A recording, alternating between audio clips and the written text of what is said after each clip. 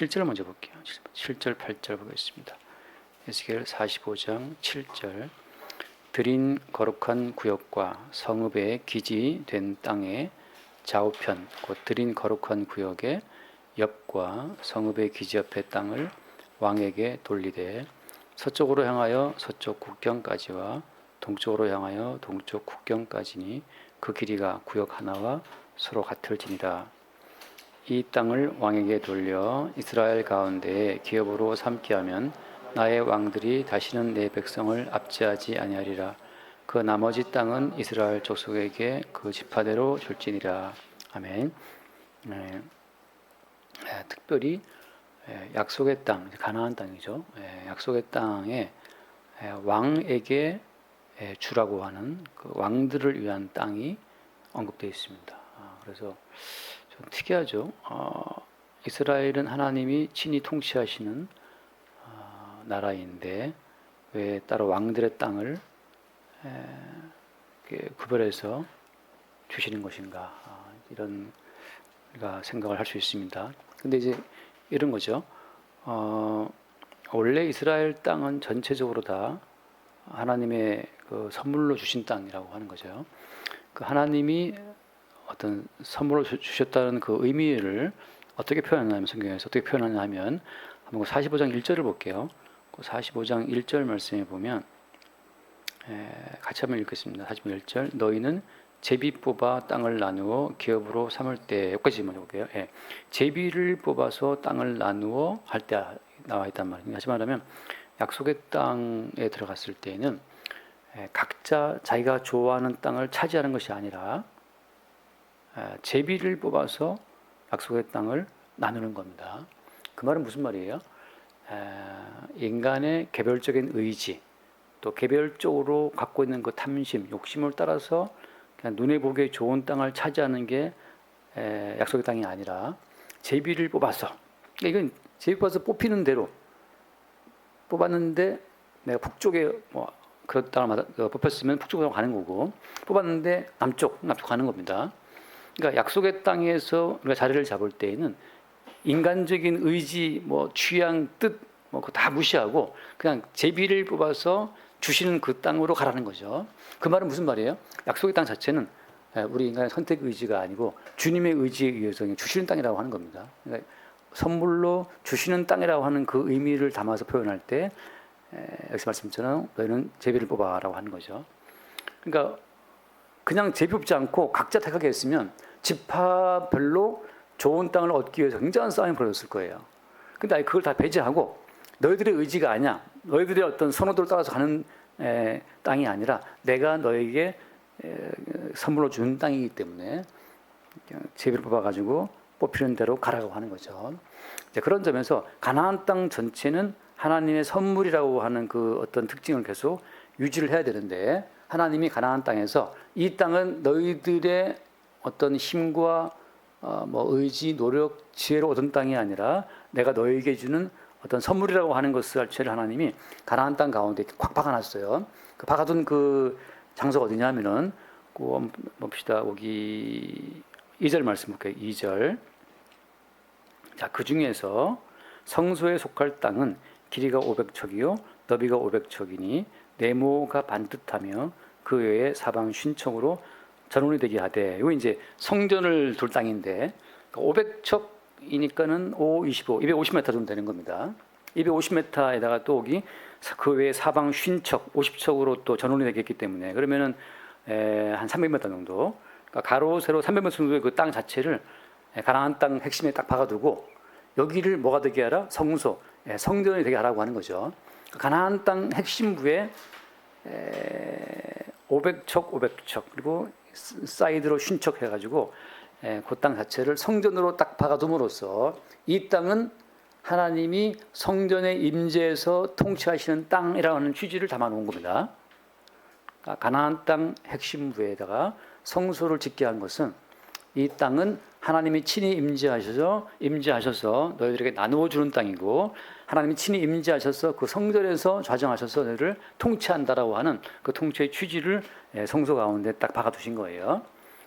그리고 또 그 성소 사이드로는 이제 누가 차지합니까? 성소 주변으로는 제사장들이 25,000척, 10,000척 이렇게 해서 제사장들이 그 땅을 또 차지하고 살고 있는 거예요. 또 그 옆으로는 누가 또 있습니까? 그 옆으로는 또 볼게요. 여기 5절 말씀에 4절 말씀. 그곳은 성소에서 수종들은 제사장들 하나님 가까이 나가서 수종들은 자들에게 주는 거룩한 땅이니 그들이 집을 지을 땅이며 성소를 위한 거룩한 곳이라. 그러니까 성전을 가운데 박아놓고 그 성전 사이드로 제사장들의 거주지를 삼아서 계속 성소에서 번제물을 태워 바치고 속죄제를 드리게 함으로써 이 언약의 땅, 약속의 땅은 끝없는 희생 제물의 희생으로 말미암아 돌아간다는 그 취지를 계속 증거하게 한 겁니다.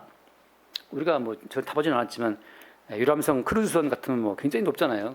큰 크루즈선 타고 이제 한 달씩 간다고 그런다 그러는데 그 큰 크루즈선도 엔진이 돌아가야지 가잖아요, 그죠? 그 엔진을 돌아가도록 연료를 태워야 되는 것처럼 가나안 땅 자체가 유지되고 돌아가는 그 모든 핵심에는 뭐가 있냐? 제사장들이 매일같이 불태워서 태워 죽이는 희생 제물의 희생이 있다는 사실을 말씀해 주고 있는 겁니다.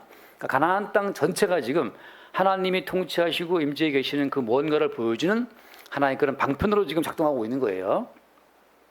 바꿔 말하면 이스라엘 백성들의 복지와 편안을 위해서 주신 땅이 아니라 하나님의 어떤 활동상 자체를 나타내고 증거하기 위해서 주어진 땅이 약속의 땅이라고 하는 거죠. 그 다음 그 옆에 또 오면 5절 말씀에 5절에 또 길이는 25,000척을 너비는 10,000척 측량해서 성전 수종들은 누구를 위해서 레위 사람에게 돌려 그들의 거주지를 삼아 마을 22를 세우라 하잖아요. 마을 20개를 세우라. 그러니까 지금 제사장들의 구역 25,000척, 10,000척 이 자체가 제가 지난주에 드린 말씀처럼 한 강남구쯤 되는 면적이 되는 겁니다. 강남구쯤 면적 되면은 거기에 어때요? 지금 강남구 인구 한 50만 된다 그러는데 50만 넘는다 그러는데 엄청난 사실은 숫자고 엄청난 사이즈가 되는 거죠. 그러니까 거기에 누가 사는 거예요? 제사장들이 살면서 매일매일 성소에서 제사를 드리는 겁니다. 참 어떻게 보면 성소에서 매일매일 그들이 반복하는 일은 뭐냐 매일 제사를 드리는 일이에요. 그거 왜 하는 겁니까? 우리는 어때요? 항상 밥을 먹으면 또 소화를 해야 되는데 마치 위 얘기 나와서 음식물을 소화시키고 배설하는 것처럼 그래 우리가 움직일 수 있는 것처럼 약속의 땅은 뭐냐? 약속의 땅에는 언약의 제물이 매일 불태워서 죽임을 당함으로 말미암아서 돌아가는 땅, 그 언약 제물의 어떤 끝없는 희생을 증거하기 위해서 필요한 땅이 약속의 땅이라고 하는 거예요. 그러니까 땅과 땅에 사는 이스라엘 백성들이 먼저입니까? 아니면 그 땅에서 들어지는 희생 제물의 사건이 먼저입니까? 그러니까 희생 제물의 사건을 나타내기 위해서 언약의 땅이 필요했던 거예요. 보통 사람들은 우리를 위한 땅이네. 어디가 좋은 땅일까? 나 좋은 땅 갈 거야. 라고 했는데 어때요? 딱 제비를 뽑으라 그러니까. 뽑아봤더니 어때요? 아주 열악한 땅으로 가게 된 거죠. 그러니까 지금 성소가 있는 이 땅도 유다 땅인데 유다가 있었던 유다 지파 땅을 가보면 엄청 척박합니다. 척박하고 메마른 땅이에요. 특히 유다가 있는 예루살렘 이쪽은 그냥 거의 돌산 같은 자갈 같은 이상한 그런 토양이 있는 곳이기 때문에 비옥한 땅이 아니거든요. 거기가 뽑혔어요. 또 그 땅에다가 주님이 성소를 짓게 했단 말이죠. 그럼으로써 약속의 땅이라고 하는 자체는 너희들의 복지와 안녕과 평안을 위해 주어진 땅이 아니라 끝없는 희생 제물이 죽임당하는 사건을 연출하기 위한 무대로서의 공간이라는 사실을 증거하고 있는 거예요. 마찬가지로 모든 성도의 삶 자체는 그냥 이 땅에 태어났으니까 좋은 학교 가고 좋은 데 취업해서 저축 많이 해서 노후 준비해서 잘 살다 가는 것이 그게 목적이 아니라 끝없이 성도의 삶 가운데에서 희생 제물의 실체이신 예수 그리스도를 나타내고 증거하라고 바꿔 말하면 끝없이 어때요? 예수님의 십자가의 사건이 발생되는 그 어떤 토대로서 주어진 성도의 삶이라고 하는 거예요. 네, 그러니까 성도의 삶은 매일매일 시끄러운 거예요. 매일매일 우리의 죄인됨이 발각되고 이래서 주님이 십자가의 죽임을 당하셨다고 하는 그 십자가의 죽임 당하신 예수님의 사건을 새롭게 발생시키는 용도로서의 가정이기 때문에 가정이 편안할 데 없어요. 가정이 매일 싸우는 거예요. 매일 남편과 아내가 파이팅하고 자녀와 부모가 싸움으로 발미하면서 뭐가 벌어지는 겁니까? 서로의 혈기와 서로의 주장이 불을 뿜으면서 뭐가 벌어지는 거예요? 각자 우리의 죄인됨이 발각되는 거죠. 그러면서 어때요? 남편도 죄인, 아내도 죄인, 다 죄인이야. 거기에서 죄인을 위해서 대신 죽임당하신 예수님이 다시 한번 그 집안 가운데 돌출되고 발견되고 세우실 때 그때 그 가정이 언약의 땅이라고 불리는 겁니다. 그때 그 집안이 언약의 가정이 되는 거예요. 그냥 남편도 아내 사랑하고 아내도 남편 사랑하고 너무너무 좋아 그냥 하호 그냥 너무너무 평안해 그대로 지옥 가는 거예요. 지금 주님께서는 니들 가정 잘 살라고 지금 준 가정이 아니고 나는 너희들의 가정 가운데 희생제물로 죽임당하는 예수의 십자가의 사건을 세우기 위해서 가정을 주셨는데 그거 다 무시하고 서로 좋대요. 그 서로가 좋으면 그 집안에 예수님의 십자가 사건이 발생될 이유가 전혀 없죠. 근데 하나님이 굳이 약속의 땅에다가 이 거대한 땅을 제사장들을 위해서 강남구 땅 하나 떼어주고 레인 위해서 강남동 떼어주고 또 뒤에 나오지만 공룡으로 또 한 절반 떼어주고 이렇게 떼어줌으로 말미암아서 그 땅의 핵심 부에는 끝없이 희생 제물을 잡아 죽이고 불태워 잡아 죽이는 제사장과 레인 그룹이 존재한다는 사실. 그들은 뭘 증거하는 거예요? 이 사람들아, 이 약속의 땅의 용도, 약속의 땅의 그 쓰임새는 무엇이냐? 희생 제물의 희생을 매일 발생시키는 데 있다는 사실을 증거하는 거예요. 자, 그런데 오늘 말씀에 또 오늘 7절 말씀 보면 7절 말씀에 드린 거룩한 구역과 성읍에 기지된 땅의 좌우편 곧 드린 거룩한 구역의 옆과 성읍의 기지 옆의 땅을 그러니까 지금 구별된 거룩한 성소가 들어있는 그 제사장과 레위인들의 그 땅 옆에다가 그 좌우 옆에 누구를 땅을 줬습니까? 똑같은 왕을 위한 땅을 준 거예요.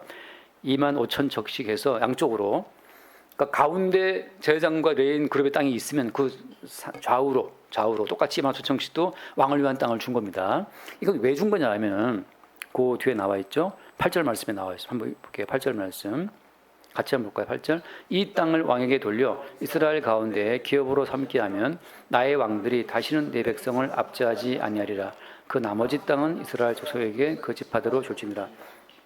자, 왜 왕들을 왜 주님의 땅을 줬냐 하면은 이 이스라엘의 왕들은 다른 목적이 있는 겁니다. 근데 이 왕들이 이방 왕의 흉내를 낸 거예요. 그래서 이방 왕들처럼 이 땅은 우리 땅이야 하고 하나님이 주신 언약의 땅을 왕들이 건방지게 말이죠. 자기들의 땅이라고 다 차지해 버린 거예요.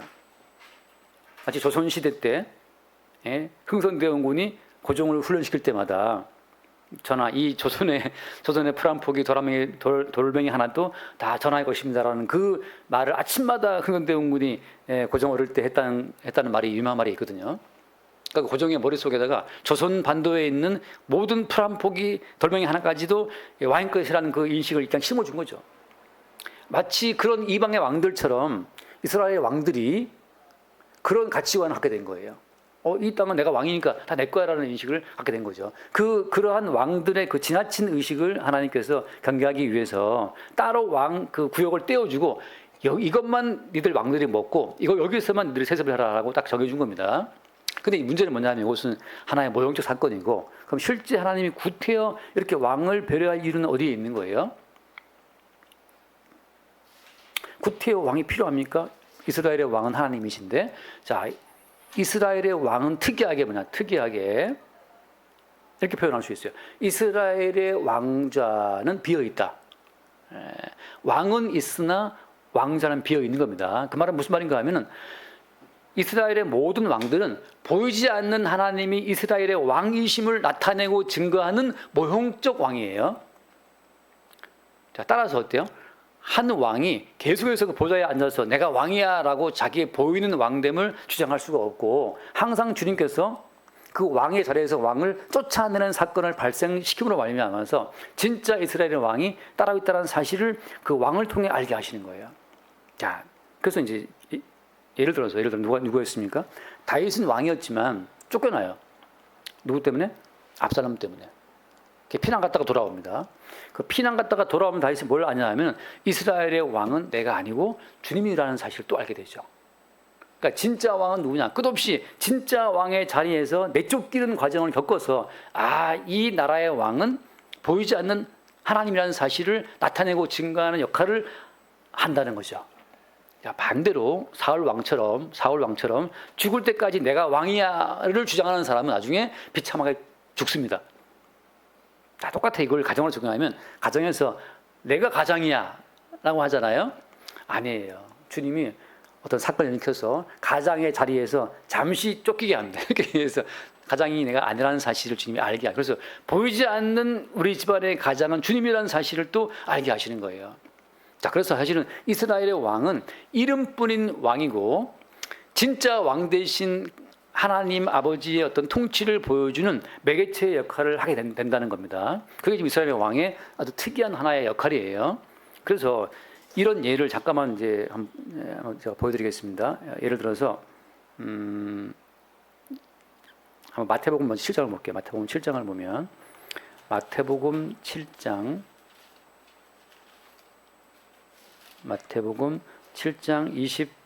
21절을 보겠습니다. 마태복음 7장 21절.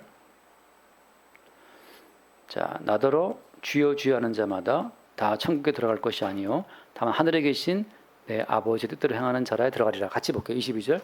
그날에 많은 사람이 나더러 이르되 주여 주여 우리가 주의 이름으로 선지자 노릇하며 주의 이름으로 귀신을 쫓아내며 주의 이름으로 많은 권능을 행하지 아니하였나이까 하리니. 자, 여기 지금 이 사람들의 어떤 여기에 무슨 문제가 있죠? 자, 무슨 문제가 있게 그 다음 절 말씀에 그때 내가 그들에게 밝히 말하되 내가 너희를 도무지 알지 못하니 불법행하자 나를 떠나라 한단 말이죠. 이게 무슨 문제가 있습니까? 여기에서 이 사람들이 우리가 뭘 했다는 거잖아요. 그죠? 우리가 선지자, 우리가 귀신 쫓아내는 권능을 행하고 우리가 또 뭐 귀신을 쫓아냈다 그런 말을 한단 말이죠. 그러니까 여기에서 지금 우리가 뭔가를 했다라고 하는 그 주어가 지금 주체가 지금 문제가 있는 거예요. 자, 한번 비교해 볼게요. 똑같이 여기서는 이 사람들에게 우리가 했다라고 말을 하는데, 자, 똑같이 이제 사도행전 말씀 볼게요. 사도행전 3장 말씀, 사도행전 3장 우리 다 아는 말씀입니다. 사도행전 3장 12절 말씀 봅니다. 3장 12절 같이 볼까요? 네, 보고 백성에게 말하되 이스라엘 사람들아 이 일을 왜 놀랍게 여기느냐? 우리 개인의 권능과 경건으로 이 사람을 걷게 한 것처럼 왜 우리를 주목하느냐? 여기서 베드로는 한사코 우리가 하지 않았다는 사실을 말한단 말이죠. 그럼 누가 했느냐라고 하면 그 뒤에 말씀 계속 볼게요. 예컨대 15절 말씀, 15절. 성경의 주를 죽였도다. 그러나 하나님이 죽은 자 가운데서 그를 살리셨으니 우리가 이 일의 증인이라. 그 이름을 믿음으로 그 이름이 너희가 보고 아는 이 사람을 성하게 하였다라고 하잖아요. 그러니까 우리가 한 것이 아니고 그 이름이 했다. 그 이름은 누구의 이름이에요? 그 이름은 예수 그리스도의 이름이죠. 그러니까 예수 그리스도의 이름이 지금 이 사람을 성하게 낫게 했다라고 말하는 거예요. 자, 차이는 어디에 있습니까? 앞에 마태복음에 나오는 사람들은 우리가 했다라고 하는 것이고 우리가 주의 이름을 이용해서 했다는 거잖아요. 주의 이름을 쓰긴 썼어요. 주체는 누굽니까? 우리가 주의 이름을 동원해서 했다는 걸 말하고 있는 것이고, 여기는 어때요? 여기는 아예 누가 주어입니까? 아예 그 이름이 우리를 사용해서 이 사람을 낫게 했다고 말하는 거예요. 자, 다시 말합니다. 마태복음에서는 주어가 우리죠, 그죠? 우리가 누구를 이용해서? 우리가 주의 이름을 이용해서 우리가 했다는 것이고, 여기서 누가 주어예요? 여기서는 주의 이름이 우리를 이용해서 했다는 것이죠. 누가 주체고 누가 수단인 거예요? 여기서는 주의 이름이 주체고 베드로와 요한은 수단에 불과한 거죠. 수단. 마태복음에서는 그들이 주체고 주의 이름은 어떤 수단이 된 거죠. 자, 그러면 어때요? 지금 베드로는 보이는 인간이지만 지금 뭘 증거하고 있는 겁니까? 보이는 베드로가 보이지 않는 주님을 증거하는 거죠. 마태복음에서는 보이는 인간들이 보이는 자기를 증거하는 수단으로 주의 이름을 이용했을 뿐이에요. 여기서 이제 이게 중요한 차이입니다. 자, 이스라엘 왕이라고 하는 것은 왕은 있으되 사실은 보이지 않는 주의 이름을 증거하는 용도로, 어떤 주의 이름? 진짜 이스라엘은 하나님이야라고 하는 그 보이지 않는 왕을 증거하기 위한 용도로 잠깐 왕들이 쓰이고 있는 거예요. 보이지 않는 하나님, 참된 왕 되신 하나님이 주체고 거기에 어때요? 하나의 외피로, 하나의 손짓으로, 몸짓으로 쓰이고 있는 자들이 왕이라고 하는 거죠. 그게 차이가 있는 겁니다. 그러니까 지금 주님께서는 그 용도로 왕을 세우신 거예요. 자, 그래서 참된 왕은 누구냐? 잠깐 말씀 봐요. 요한복음 18장 말씀 보면은 요한복음 이게 왕이 누구냐가 쭉 내려오다가 신약에 와서 왕은 이분이야라고 딱 확정을 짓습니다. 요한복음 18장 17절 말씀, 17절. 요한복음 18장 이게 19장을 내가 잘못 봤나 본데요. 요한복음 아니야, 이게 어디 있죠? 그 유대인의 왕이다. 죄패를 붙일 때 유대인의 왕이라고 했던 제패가 몇 장에 나오죠? 19장 말씀, 19장입니다. 쏘리. 요한복음 19장 요한복음 19장 어디로 볼까요? 17절 말씀, 17절 말씀, 18절. 요한복음 19장 18절 이후로 쭉 보겠습니다. 18, 19, 20 쭉 볼게요. 19장 18절. 그들이 거기서 예수를 십자가에 못 박을세 다른 두 사람도 그와 함께 좌우에 못 박으니 예수는 가운데 있더라. 같이 봐요. 19절 말씀. 빌라도가 패를 써서 십자가 위에 붙이니 나사렛 예수 유대인의 왕이라 기록되었더라. 자, 지금 구약부터 내려왔던 그 보이지 않는 왕이 누구냐? 다윗이었냐? 아니야. 히스기야였냐? 아니야. 요시아였냐? 아니야. 다 왕들의 기대를 도는데 다 탈락되고 그 왕이 누군데 그럼? 누군데? 유대인의 왕이 누구였어요? 결국 예수라고 하는 것으로 시장에 들어와서 확정을 짓는 겁니다. 자, 그럼 구약에 나오는 그 무수히 많은 왕들은 결국은 누구를 나타내고 증거하기 위해서 땅까지 분배받아가면서 이렇게 왕으로 했던 거예요. 구약에 많은 그 왕들은 누구를 증거하기 위해서 땅까지 받아가면서 그렇게 왕으로 했던 겁니까? 유대인의 왕으로 오신 예수를 증거하기 위해서 그 왕의 역할을 해왔던 거예요. 그 뒤에 말씀 20절 말씀, 20절 말씀, 19장 20절. 예수께서 못 박히신 곳이 성에서 가까운 거로 많은 유대인이 이 패를 읽는데 히브리와 로마와 헬라 말로 기록되었더라. 히브리어, 로마어, 헬라 말로 뭐가 써져 있는 겁니까? 나사렛 예수 유대인의 왕이라고 하는 그 선명한 이름표가 딱 세워진 거예요. 그러니까 누가 한 겁니까? 빌라도가 했으나 지금 빌라도는 지금 누구한테 이용당하고 있는 거예요? 주님에 의해서 빌라도는 그 패를 써서 붙이게 된 겁니다. 이게 앞뒤가 안 맞잖아요. 왜냐하면 빌라도는 어쩔 수 없이 예수에게 유죄 판결을 내리고 사형 판결을 때린 총독인데 쥐가 사형 판결을 내린 그 죄수한테 쥐가 왕이라고 딱 갖다 패를 붙여놓은 거예요. 총독 빌라도 역시 로마 황제를 대표해서 와 있지만 결국 주님에 의해서 이용당하는 상황에 들어와 있는 겁니다. 자, 그런 점으로 해서 한 번 더 볼게요. 이제 요한계시록 17장 말씀을 봅시다. 요한계시록 17장 14절 말씀. 마지막에 계시의 세계에서까지 뭘 선포하느냐? 요한복음 17장 14절 말씀 봅시다. 17장 14절 같이 한번 읽을게요. 그들이 어린 양과 더불어 싸우려니와 어린 양은 만주의 주시오 만왕의 왕이시므로 그들을 이기실 터이요 또 그와 함께 있는 자들 곧 부르심을 받고 택하심을 받은 진실한 자들도 이기리로다. 그 어린 양이 누구다? 어린 양이 만주의 주 만왕의 왕이라는 거죠. 구약 시대 때부터 왕들에게 따로 땅을 떼어주고 너희들이 왕노릇 하면서 딴 거 저기 뺏지 말고 요만 다 먹고 살아라. 그들은 무슨 임무 때문에 그 왕을 했던 거였어요?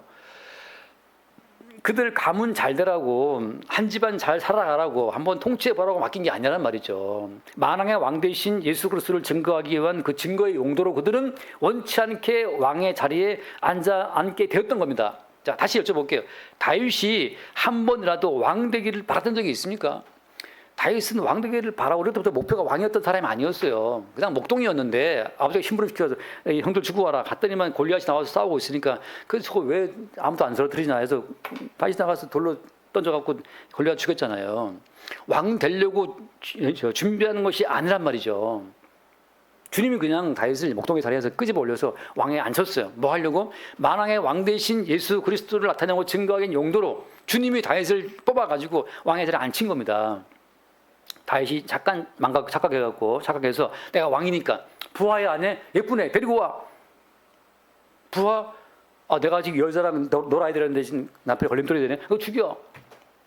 다윗은 잠깐 착각해가지고 지가 진짜 자기를 왕인 줄 알고 자기를 위한 욕망으로 왕국을 막 이렇게 통치하다가 주님께 얻어맞고 이것이 아니었다는 사실을 그 뒤로 여러 번 반복적으로 경험하게 되죠.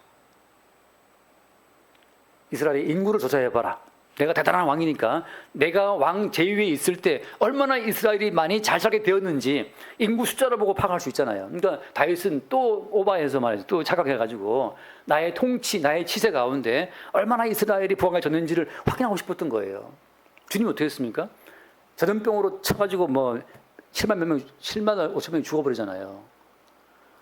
다윗이 왕이라고 생각할 때마다 주님이 쳐버립니다. 그래서 나는 진짜 왕이 아니라 진짜 만왕의 왕 대신 그 그리스도 예수를 나타내고 증거하기 위한 그 모형적으로 내가 존재했다는 사실을 또 깨닫게 되죠. 자, 마찬가지로 예컨대 교회에서 목사니까 내가 대표라고 뭐 할 수 있잖아요. 주님은 쳐버립니다. 이 보이는 목사라는 사실, 진짜 참 목자이신 그리스도 예수를 증거하기 용도로서 잠깐 어떤 세운 존재라는 사실을 또 알게 돌아가는 거죠. 마찬가지예요. 내가 가장이야, 내가 남편이고 내가 아빠야. 천만의 말씀, 주님이 아빠의 자리, 남편의 자리 다 쳐버려요. 그러면 어떻습니까? 참된 아버지이신 주님을 증거하기 용도로서 잠깐 아버지 노릇을 하고 있는 거고, 우리의 신랑 되신 예수를 증거하기 용도로서 잠깐 남편 역할을 하고 있는 거란 말이죠. 영원한 남편이 어디 있습니까? 요즘에 좀만 다 맘먹는데 지금 여성이 더 위에 올라가 있잖아요. 그러니까 괜히 존심 세워가지고 내가 남자야 뭐 이래봤자 지금 안 통합니다. 서로 찍고 뭐 헤어져 혼자 살 때는 해야 되는데 그런 상황이란 말이죠. 착각하면 안 된다는 거죠. 남편이 이유도 뭐 때문이에요? 신랑 되신 예수를 증거하기 용도로서 남편인 거고, 왜 아내입니까? 신부들은 교회를 보여주기 위해서 아내 역할을 하고 있는 거지. 그런 식으로 주께서 지금 하나씩 풀어가시는 거예요. 자, 그런 점에서 한번 말씀 보겠습니다. 요한계시록 20장 말씀. 요한계시록 20장. 그래서 성도를 뭐라고 표현하느냐? 성도를 요한계시록 20장, 자, 4절 말씀 볼게요. 요한계시록 20장 4절. 자, 같이 한번 볼까요? 또 내가 보좌들을 보니 거기에 앉은 자들이 있어 심판을 하는 권세를 받았더라. 또 내가 보니 예수를 증언함과 하나님의 말씀 때문에 목배임을 당한 자들의 영혼들과 또 짐승과 그의 우상에게 경배하지 아니하고 그들의 이마와 손에 그의 표를 받지 아니한 자들이 살아서 그리스도와 더불어 천년 동안 왕노릇하니. 자, 뭐한다? 천년 동안 뭐 한다고요? 왕처럼 통치한다는 거죠. 이때 말하는 왕은 어떤 왕입니까? 마찬가지예요. 만왕의 왕 대신 예수 그리스도를 나타내고 증거하기 위한, 보이지 않으나 이 땅을 통치하고 있는 진짜 왕이 있어 라는 사실을 증거하는 용도로 지금 성도가 이 땅을 지나가는 거예요. 근데 특이한 모습이 어떤 모습이에요? 특이한 모습이 목배임을 당한 자들의 영이라는 말이 나오잖아요. 성도는 그래서 자기 머리가 없어요. 머리가 없다는 말은 무슨 말입니까? 성도의 머리는 그리스도 예수가 성도의 머리이기 때문에 그런 거예요. 성도가 주체가 되어서 개인적으로 내가 판단하고 내가 원하는 것들을 하고 내가 뭐 규정 짓고 파정 짓고 하는 그런 머리가 성도는 없다는 거죠. 왜? 머리가 주님이시니까. 머리는 그리스도시고 우리는 그 몸의 지체이기 때문에 성도는 머리가 없어요. 그러니까 성도는 따로 내가 판단하고 결정할 그런 어떤 머리가 없기 때문에 주님이 주신 그대로 받아서 가면 된단 말이죠. 아까 했잖아요. 약속의 땅에서는 각 지파 사람들이 머리를 써가지고 그 땅이 좋은 땅이야, 그리 가자라고 할 수 없다니까요. 제가 가보니까 유다 지파가 뽑았던 땅은 정말 척박한 땅입니다. 정말 유대 광야가 있고 뭐 굉장히 살기 힘든 땅인데, 반대로 북쪽에 올라가면 있잖아요. 올라가면 그 무슨 산이죠? 갑자기 생각 안 나네. 북쪽에 높은 산 이름이 뭐죠? 시편에 나오잖아요. 헐몬산이 있어가지고 헐몬산에서부터 막 물이 콸콸콸 흘러나오는데 저는 너무 놀랐어요. 북쪽 가서 요단강 위에 쪽에 갔을 때 그 물이 얼마나 맑은 물들이 흘러나오는지 정말 신기하더라고요. 여기는 이스라엘 땅 같지가 않아요. 그렇게 좋은 땅인데 오히려 하나님의 사랑을 입은 유다 지파는 저 남쪽에 척박한 사해에 지나가서 그 땅을 차지하고, 갈릴리 호수는 저 위에 있어요. 그 아름다운 갈릴리 호수하고 유다 지파는 아무 상관이 없어. 유다 지파 쪽은 오히려 사해밖에 없어요. 사해. 그러니까 유다 지파는 사랑을 입은 땅이지만 척박한 땅에 그 땅을 뽑았단 말이죠. 무슨 말이냐? 유다 지파야, 네가 판단했을 때는 분명히 갈릴리 그 바다 근처에 있는 좋은 땅 갖고 싶었겠지. 네 머리 잘라버려. 내가 주는 땅 가 그대로. 우리 머리로 돌아가면 뭐 돈도 많고 뭐 잘 벌고 막 건강하고 뭐 와이프도 예쁘고 뭐 남편도 막 뭐 대통령 좀 되고 뭐 이렇게 다 되고 싶겠지. 근데 주님이 다 잘라버려요. 네 머리 생각하지 마. 우리가 생각할 때는 어때요?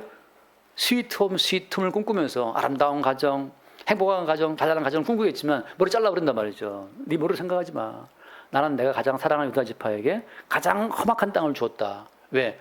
그 땅에서는 주님을 바라보지 않고는 살아갈 수 없는 땅이에요. 정말 제가 갔을 때 여기 살 수 있나 막 너무 더운데, 정말 제가 놀랐던 것은 그 농부 하나가 우통을 다 벗고 농사를 짓는데 대단하더라고요. 어떻게 이렇게 뜨거운 햇빛에 농사를 짓고 있는지. 올리브 농사 짓는데. 자, 무슨 말이냐. 주님이 사랑하는 자에게 더 험악한 땅을 주신 것은 주님을 바라보지 않고는 살아갈 수 없는 그 지경을 만들어 놓으신 거예요. 야, 이건 정말 제가 볼 때 너무했다. 왜 이런 땅을 주셨을까? 차라리 북쪽의 갈릴리 호수 근처의 땅이 훨씬 나을 텐데. 저는 또 가보고 싶은 갈릴리 호수, 정말 이른 아침 새벽에, 물론 이제 성경 보면서는 아침 일찍 베드로와 제 아들이 고기 잡아가지고 예수님과 같이 저반을 아침을 먹잖아요. 근데 저는 그 갔을 때 아침 일찍 가서 수영을 했어요. 그 여단강에서. 너무 근데 여단강이 좋더라고, 그렇게. 그 좋은 땅에 있는데 유대자파는 아니에요. 무슨 말인가 하면 성도는 이제 목배임을 당한 자, 머리가 없단 말이죠. 네가 왕처럼 판단하지 마. 왕은 따로 있어. 그 진짜 왕 되신 그분을 증거하기 위해서 우리는 어때요? 그리스도 더불어서 전통 왕도를 하고 있지만, 천년이라는 말은 이제 우리가 인간의 육체가 넘어올 수 없는 영역을 말하고 있는 겁니다. 바꿔 말하면 성도가 이 땅에서 10년 살다 간다 하더라도 어때요? 영원한 천상세계의 그 평강을 누린다면, 천국이 이미 온 자라면 그런 천년의 그 세월을 살고 있는 자예요. 지금 방금 알아들으시는지 모르겠는데, 그럼 좋겠습니다. 어쨌든 간에 천국은 죽어가는 데가 아니고 천국은 살아서 그 나라의 어떤 은총에 밀어 들어올 때가 있어요. 그때 성도는 이미 천년의 세월을 뛰어넘어서 천국에 참여한 자가 되는 겁니다. 천년이 하루 갔다 하잖아요.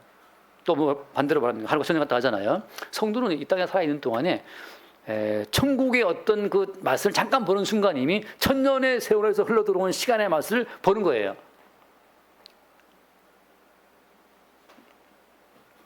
나중에 뭐 또 말할 기회가 있겠지만, 그래서 지금 성도는 이 땅에서 다 목이 날아간 자, 머리이신 주님이 주시는 그대로 행함으로 말미암아서 내 머리는 따로 있다, 내 머리는 보이지 않지만 주님이 내 머리야 라고 하는 사실을 증거하면서 이 땅을 지나가는 자이기 때문에 한편 성도는 겁이 없죠. 왜? 머리가 없으니까. 머리는 저기 위에 계신 분이 머리니까 가라면 가고 서라면 서고 자라면 자고 먹으라면 먹는 거죠. 싸우라면 싸우는 거고. 그게 이제 어떤 성도 왕도로 탄 자들의 모습이기 때문에 이 왜 왕이냐 하면 무서운 게 없으니까 왕이에요. 무서운 것이 없으니까.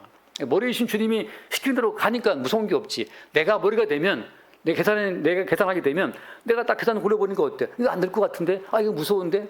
내가 머리가 되고 움직이면은 뭐가 안 될 것 같고 뭐가 될 것 같고 막 너무 많은 기대가 있잖아요. 잘라버리고 머리이신 주님이 지시하시는 대로 그냥 가라 이 말이죠. 그때 어때? 그때 왕이에요. 그때 무서운 것이 없어요. 머리이신 주님이니까. 자, 그래서 한 번 더 이렇게 이런 어떤 한번 케이스를 보고 말씀을 마치겠습니다. 요한복음 1장을 보면 요한복음 1장에서 목이 날아간 자의 한 고백을 잠깐 봅시다. 요한복음 1장 자 19절 말씀부터 보면 이게 세례 요한 이야기인데 요한복음 1장 19절 말씀부터 제가 보겠습니다. 유대인들이 예루살렘에서 제사장들과 레위인들을 요한에게 보내요. 네가 누구냐? 그때 이제 세례 요한이 막 센세이션 일으켰기 때문에 즉각 이제 예루살렘에서 파견을 보낸 거예요. 쟤 누구지 파악해봐라. 그래서 할 때 요한의 증언이 이러하니라. 같이 봐 20절 말씀. 요한이 드러내어 말하고 숨기지 아니하니 드러내야 하는 말이 나는 그리스도가 아니라 한데, 요한이 거리낌이 없어요. 본인이 머리가 아니기 때문에 그냥 막 질러버려요. 나는 그리스도가 아니다. 21절. 또 묻대. 그러면 누구냐? 네가 엘리야냐? 난 아니다. 또 묻대. 그럼 네가 선지자냐? 아니다. 그 다음 22절. 또 말할 때 누구냐? 우리를 보낸 이들에게 대답하게 하라. 너는 내게 대하여 무엇을 하느냐? 자, 같이 봅시다. 23절 말씀. 이르되 나는 선지자 이사야의 말과 같이 주의 길을 곧게 하라고 광야에서 외치는 자의 소리다. 자, 이게 지금 광야에서 외치는 자의 소리다라고 하잖아요. 요한은 자기를 말할 때 나는 그냥 보이스. I'm a voice. I'm the voice. 나는 목소리야, 목소리. 누구의 목소리인데? 광야에서 외치는 분. 누구의 광야에서 외치는 분이? 이게 뭐 주님이죠. 바꿔 말하면 세례 요한은 주님의 목소리로 존재하였다는 사실을 말하고 있는 거예요. 주님께서 말하게 하심을 따라 나는 말할 뿐이라고 하는 거죠. 어떤 분이 저한테 하는 말, 무슨 왜 이렇게 막 지릅니까? 성경을 풀이할 때 왜 이렇게 막 지르냐? 뭔 말이냐? 왜 이렇게 자신이 있냐 말이죠. 왜 이렇게 자신 있게 막 그냥 막 해석하고 막 넘어가냐 했는데 내가 뭘 지르지? 근데 제가 성경에서 뭐 다른 이야기 할 것 같았으면 멈추면 했겠지만 모든 성경이 예수를 증거하니까, 모든 성경 가운데서 예수를 증거하니까 막 지르는 거지 뭐. 이거 예수님 하신 말씀, 이거 예수님 말씀이다. 세례 요한도 헐김이 없잖아요. 나는 그게 소리야. 나는 소리일 뿐이다. 그러니까 소리일 뿐이니까 뭐 걱정할 것도 없고 맬 것도 없어요. 주께서 말하게 하시면 말하는 거니까. 그게 세례 요한의 어떤 당당함이고 담대함이죠. 그러니까 성도 입장에서는 내가 주체가 되어 따로 뭘 생각하고 계획하고 꾸리고 나갈 것이 없습니다. 주께서 말하게 하시면 그냥 말 던지는 거죠. 그런 직분을 뭐라고 하느냐? 베드로전서 2장 9절 말씀, 베드로전서 2장 9절 10절 말씀 읽겠습니다. 베드로전서 2장 9절. 그러나 너희는 택하신 족속이요. 그다음 뭐라고 했어요? 왕 같은 제사장들이다. 자, 아까 봤잖아요. 그 약속의 땅 가운데에서 제사장들을 위한 땅을 구분하고 그다음에 그 사이드로 뭘 줬습니까? 또 왕을 위한 땅을 줬잖아요. 그러니까 지금 하나님 입장에서는 왕 대신 주님을 증거한다는 그 목적으로다가 왕의 땅을 줬기 때문에 그 제사장들과 그 왕의 목적이 똑같아요. 뭘 증거한다는 점에서 보이지 않는 왕 대신 그리스도를 증거한다는 점에서는 그들의 임무가 똑같은 거예요. 제사장들은 매일 제물을 태워 바침으로써 이 제물처럼 죽임당한 어린 양 예수 만왕의 왕 되신 분이 우리를 통치하고 있다는 사실을 증언하는 거고, 어때? 왕들은 통치하면서 진짜 이스라엘 왕은 내가 아니고 난 껍데기고 나는 소리에 불과한 것이고 나는 그림자에 불과하고 진짜 왕은 만왕의 왕 되신 주님이라는 사실을 증거하고 있고, 그런 점에서 제사장들도 예수를 증거하고 왕도 예수를 증거하는 점에서 어때요? 왕 같은 제사장들이라고 하는 겁니다. 그들은 어때요? 그들은 이미 목이 날아간 자고 그들은 이미 자기 목소리가 아니고 주의 목소리를 대변하는 주의 소리로 이 땅을 지나가는 거죠. 자, 이 모든 것은 계시의 상태에서 잠깐씩 드러나는 것이기 때문에 내가 제사장이다, 내가 왕이야라고 하는 정체성을 내가 소유할 수가 없어요. 내가 소유해버리면 아까 마태복음 말씀처럼 우리가 또 뭐 했다고 말이 나오게 된단 말이죠. 무슨 말이냐? 주체이신 주님이, 뭐이신 주님이 그 뜻대로 역사하는 그 순간 우리는 제사장으로 왕으로 기능을 하게 되는 거예요. 그러니까 평상시에는 넷플릭스도 드라마도 보시고 뭐 오징어 게임도 보고 영화도 보시고 돈도 열심히 벌고 직장생활도 하고 취미생활도 하고 그냥 하시면 됩니다. 근데 머리이신 주님이 그분의 필요에 의해서 우리를 제사장으로 왕으로 기능하게 하실 때 그때 우리는 주의 말씀을 증거하는 목소리처럼 쓰이게 되는 거예요. 내가 주체가 되어서 주님을 증거해야지가 아니고, 주체는 주님이니까 우리는 목이 없잖아요. 목변 당했으니까 머리가 없으니까 우리가 주체가 되어서 주를 증거해야지가 되면 종교가 되고 억지가 된단 말입니다. 많은 교회에서 지금 우리가 성도가 되었으니 우리가 주께 뭘 하자 그러는데 그게 바로 지금 이 순서가 바뀐 거예요. 종교에서는 내가 주체가 되어서 저 신께 정성을 바쳐야 되는 거지만 계시의 말씀이 통치하시는 주님 세계에서는 머리이신 주님이 주님의 필요를 따라서 우리를 그렇게 사용을 하신단 말이죠. 그러니까 우리가 교회 나가고 싶으면 교회도 나오고 예배도 참석하고 찬송도 부르고 기도도 하고 돈도 벌고, 주님이 주시는 그 상황 안에서 마음껏 우리의 어떤 하고 싶은 것들을 하고 살아가면서 머리이신 주님의 바람 같은 통치를 우리가 따라가는 겁니다. 그게 이제 말하자면 계시의 세계에서 다스리는 왕 되신 주님의 어떤 백성으로 살아가는 성도의 삶이라고 하는 거죠. 여기까지 하겠습니다. 기도합시다. 존귀하신 주님 감사합니다. 구태여 이스라엘 땅에 왕들을 위한 땅까지 배치하심으로써 이스라엘을 통치하시는 참된 왕이 어린 양이시오 만왕의 왕이시오 만주의 주이신 주님이심을 나타내고 증거케 하시니 감사합니다. 오늘 우리의 모든 보이는 삶도 실상은 보이지 않는 주님을 증거하기 위한 주의 통치 속에 있음을 늘 깨달아 알게 하여 주옵시고, 우리의 일상 가운데 문득문득 우리의 머리이시고 왕 되신 주의 통치를 경험할 수 있도록 성령으로 우리를 이끌어 주옵소서. 우리 주 예수님을 거드리옵나이다. 아멘.